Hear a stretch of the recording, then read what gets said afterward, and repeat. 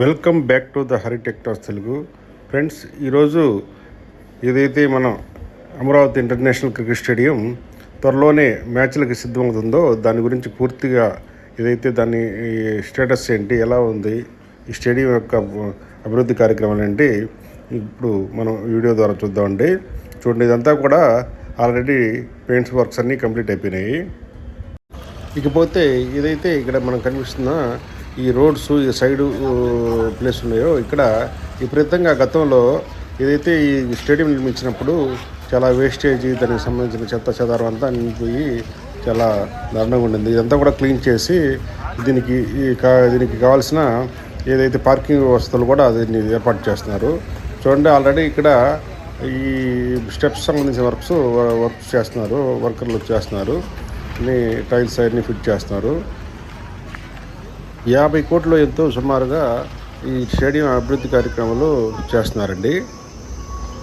ఈ కనిపించే ఎంట్రన్స్ నిడమన్ నుంచి వచ్చేటప్పుడు వచ్చేది ఎంట్రన్స్ అండి. ఇది ఒక ఎంట్రన్స్.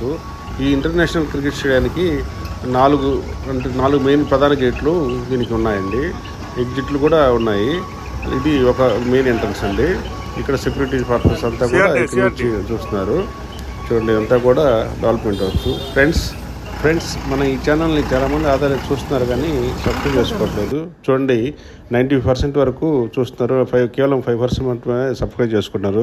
ప్లీజ్ దయచేసి మన ఛానల్ని లైక్ చేసి, షేర్ చేసి సబ్స్క్రైబ్ చేసుకోండి. మీరు సబ్స్క్రైబ్ చేసుకోవడం వల్ల యూట్యూబ్ మరియు కొంతమందికి వీడియోని సజెస్ట్ చేస్తుంది. Thank you. దయచేసి సబ్స్క్రైబ్ చేసుకోండి. ఇలా ఇక్కడ మన మంగళగిరి ఇంటర్నేషనల్ స్టేడియంలో అభివృద్ధి పనులు త్వరగతిన జరుగుతున్నాయి. చూడండి, ఇన్ని కూడా చాలా పెద్ద ఎత్తున భారీగా చేస్తున్నారు.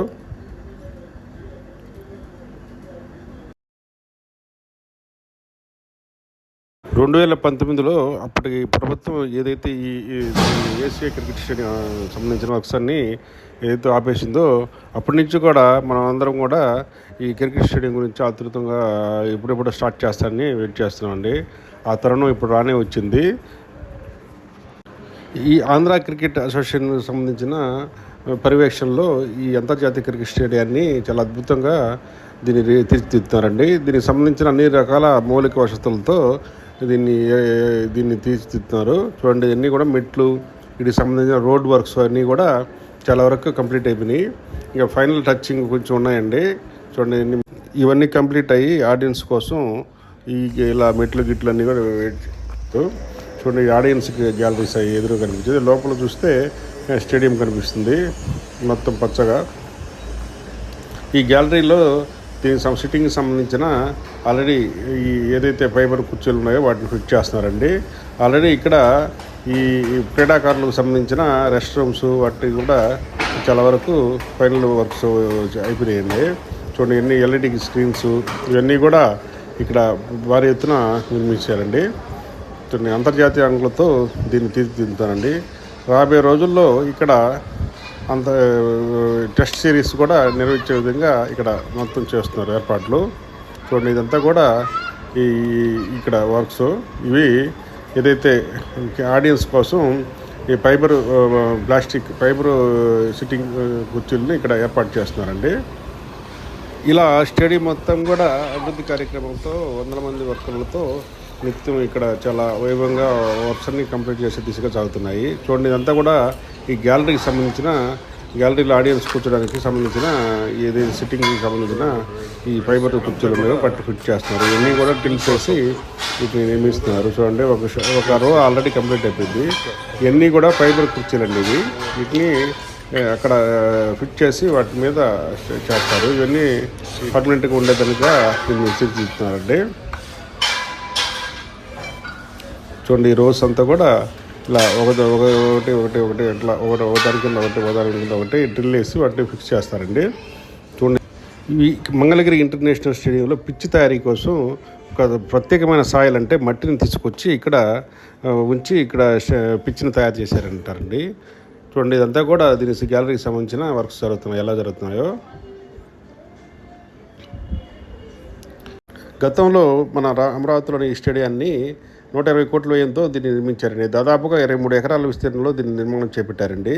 అప్పుడు నిర్మాణంలో కొంచెం లోటుపాట్ల వల్ల దీన్ని దీన్ని అప్పుడు తాత్కాలికంగా కొంచెం ఆపివేశారు. ఇప్పుడు తర్వాత గవర్నమెంట్ అసలు దీన్ని పూర్తిగా నిర్వీర్యం చేసినాక ఇప్పుడు మళ్ళా కూటమి ప్రభుత్వం ఏర్పడిన తర్వాత దీన్ని ప్రతిష్టాత్మకంగా తీసుకొని దాదాపుగా 50 కోట్ల వ్యయంతో దీన్ని మళ్ళా ఓపెనింగ్ కోసం మొత్తం ఆల్రెడీ దీనికి సంబంధించిన స్ట్రక్చర్ వర్క్స్ అన్నీ కూడా మొత్తం A to Z వర్క్స్ అన్నీ చాలా అంతర్జాతీయ ప్రమాణాలతో ఈ వర్క్స్ అన్నీ ఇక్కడ చేపట్టారండి.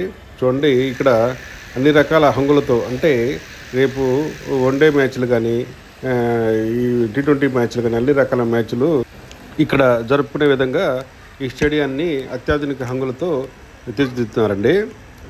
ఈ స్టేడియంలో దాదాపు 36,000 మంది ఆడియన్స్ వీక్షించే విధంగా ఇక్కడ ఏర్పాట్లు చేస్తున్నారు. ఇది మన ఈ దేశంలోనే 11వ ఇంటర్నేషనల్ స్టేడియం అండి. అంత కెపాసిటీ గల స్టేడియం అండి ఇది. అంతమంది ఇక్కడ కూర్చొని వీక్షించే వాళ్ళలాగా ఇక్కడ అన్ని ఏర్పాట్లు చేస్తున్నారు. ఈ నెల 24వ తేదీ నుంచి మొట్టమొదటిగా ఆంధ్ర ప్రీమియర్ లీగ్ మ్యాచ్లు ఇక్కడి నుంచే స్టార్ట్ అవుతున్నాయండి. ఇక్కడి నుంచి లైవ్ కూడా అన్ని కవరేజ్ కూడా చేస్తారు. దీనికి మీడియాకు సంబంధించిన గ్యాలరీస్ కూడా ఇక్కడ నిర్మించారండి. ఇక్కడ డే అండ్ నైట్ మ్యాచ్ల కోసం దాదాపుగా 50 మీటర్ల హైట్లో ఫ్లడ్ లైట్లు కూడా ఏర్పాటు చేశారండి. ఇదంతా ఇంటర్నేషనల్ స్థాయిలో మ్యాచ్లు అయితే ఏ విధంగా జరుగుతాయో ఆ విధంగా కూడా దీన్ని తీర్చిదిద్దుతున్నారు. చూడండి, మొత్తం ఇక్కడ భారీ ఎత్తున LED స్క్రీన్స్ కూడా ఏర్పాట్లు చేస్తున్నారండి. స్కోరింగ్ బోర్డులు లైవ్ అప్డేట్ కోసం. మన ఏపీలోని అతిపెద్ద ఇంటర్నేషనల్ స్టేడియం అంటే ఇదే మొట్టమొదటిదండి. దీని సీటింగ్ కెపాసిటీ కూడా 36,000. అదే వైజాగ్ అయితే 24,000 దాకా ఉంది. ఈ ఏపీకి చెందిన సీజన్ 5ని దాదాపుగా 3 ప్రాంతాల్లో ఈ మ్యాచ్లు నిర్వహిస్తున్నారండి. అందులో మొట్టమొదటిగా వైజాగ్లో కంప్లీట్ అయినాయి. నెక్స్ట్ కడపలో ఇప్పుడు జరుగుతున్నాయి. దీని తర్వాత 24వ తారీఖు నుంచి ఇక్కడ స్టార్ట్ అయ్యి ఫైనల్కి జరుగుతాయండి. ఇది ఫ్రెండ్స్ ఈ వీడియోలోని కంటెంట్. జై హింద్, జై అమరావతి.